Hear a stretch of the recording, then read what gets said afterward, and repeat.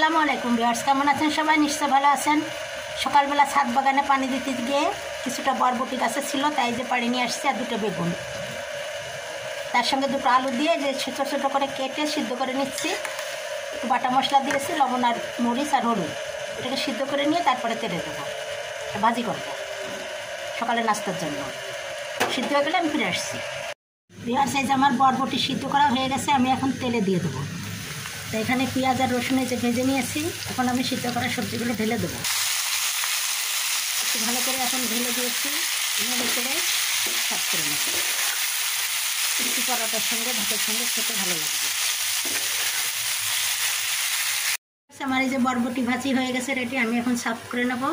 দেখুন কত সুন্দর হয়েছে ভাজিটা। এই তো ভিউয়ার্স, আমি এই যে সাফ করে নিয়েছি বরবটি ভাজির ছাদ বাগানের, কত সুন্দর হয়েছে। রুটি দিয়ে, পরোটা দিয়ে, ভাত দিয়ে সব কিছুতে খেতে ভালো লাগবে। নিশ্চয়ই আপনাদের ভালো লেগেছে। ভালো লাগলে লাইক, কমেন্ট, শেয়ার দিয়ে আমার পাশে থাকবেন। ভিউয়ার্স, আজ আমি একটু বাড়িতে হোমমেড দই তৈরি করব, টক মিষ্টি দই। তাই যে 1.5 কেজি দুধকে আমি জাল করে কমিয়ে 3 পোয়া করে নিয়েছি, আর অনেকটা গাঢ় করে নিয়েছি। এখন আমি এটাকে ঠান্ডা করে নেব, একটু ঠান্ডা করে নিয়ে ফিরে আসছি। ভিউয়ার্স, আমার এই যে দই বানানোর জন্য আমি এই যে কিছুটা আগের থেকে দইয়ের বীজ নিয়েছি, 1/2 কাপ মতো নিয়ে একটু ভালো করে পানিটা ঝরিয়ে নিয়েছি, নিয়ে একটু এই যে ফেটে নিচ্ছি।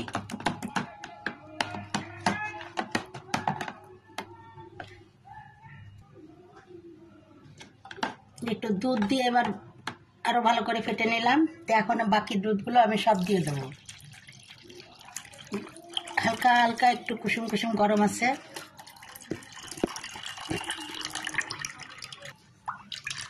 সবটুকু দুধ দিয়েছি, এখন একটু ভালোভাবে এরকম করে ফেনা বাইর করে নেব। এইভাবে একটু এরকম করে বাউল সৃষ্টি করে নেব, নিয়ে তারপর ওভেনে 1 মিনিট দিব। 1 মিনিট রেখে তারপর ঢাকনা দিয়ে ঢেকে রেখে দেবো। এমনি কোনো ঢাকনা দেওয়া যাবে না, ওই শর্টপুট বা জালি দিয়ে ঢাকতে হবে, যাতে বাষ্পটা বেরিয়ে ঘেমে আবার ভিতরে পড়ে গেলে দইয়ে পানি বেরিয়ে যাবে। এই হয়ে গেল, এখন আমি ওভেনে দিয়ে দেবো। ভিউয়ার্স, এই যে আমি ওভেনে বসিয়ে দিয়েছি, আর এরকম একটা জালি দিয়ে ঢেকে দিয়েছি। এখন আমি 1 মিনিট ব্রেক করে নেব।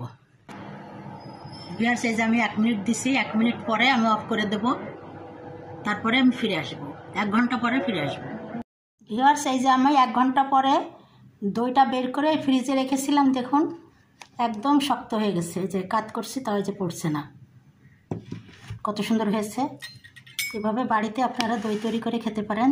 দই স্বাস্থ্যের জন্য খুবই ভালো, ওজন কমাতে সাহায্য করে, পেটের সমস্যা। এই দেখুন, আমি কেটে দেখাচ্ছি, কত সুন্দর হয়েছে। এই যে একদম শক্ত পারফেক্ট দই। তো কেমন লাগলো আজকের আমার দইয়ের রেসিপিটি? নিশ্চয়ই ভালো লেগেছে। আর যদি ভালো লেগে থাকে তাহলে অবশ্যই আপনারা আমার চ্যানেলটিকে লাইক, কমেন্ট, শেয়ার দিয়ে আমার পাশে থাকবেন।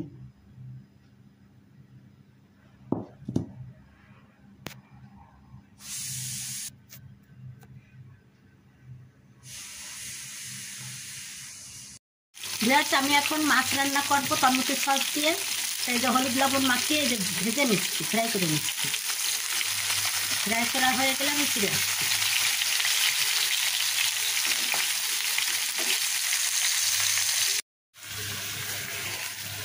ভিউয়ার্স, এই যে মাছ ফ্রাই করা হয়ে গেছে, নামিয়ে নিয়েছি। আর এই যে মশলা কষিয়ে নিয়েছি, মশলা তেল বেরিয়ে আসছে। এবার পানি দিয়ে দেবো। পানিটা ফুটে উঠলে আমি ভেজে রাখা মাছগুলো দিয়ে দেবো।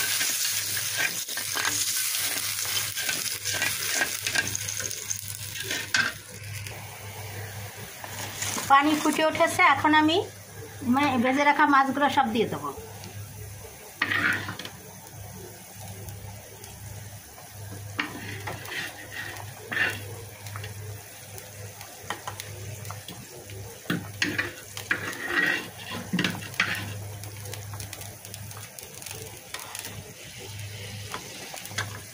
রান্না হয়ে গেলে আমি ফিরে আসছি।